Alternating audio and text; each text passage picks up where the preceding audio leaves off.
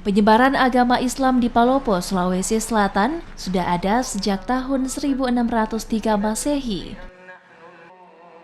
Dengan tokohnya seorang ulama bernama Datuk Sulaiman asal Minangkabau, Sumatera Barat.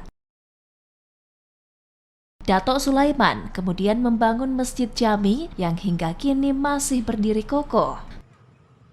Bangunan masjid ini memiliki pencampuran di bagian konstruksi dengan adanya unsur lokal, Bugis, Jawa, Hindu-Islam, dan Tiongkok.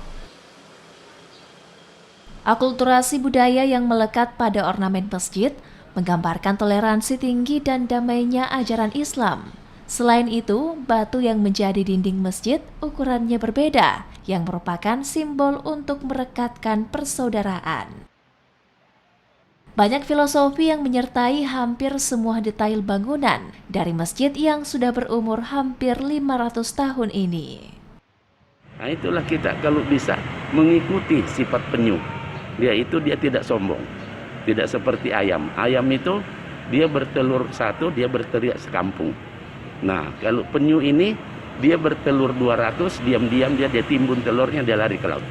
Nah, itulah filosofi daripada orang Cina. Masjid Jami Palopo sejak berdiri pada masa Datuk Luwu ke-15 Andi Patiware hingga kedutaan selanjutnya selalu menjadi tempat berdiskusi dan berunding para punggawa kerajaan untuk membicarakan strategi perlawanan melawan penjajah Belanda maupun strategi membangun kerajaan. Hal ini karena Masjid Jami adalah bagian yang tak terpisahkan dari Istana Kerajaan Luwu Palopo. Perjuangan pada saat itu dijadikan benteng karena di dalam masjid lantainya itu cukup tinggi pada zaman itu.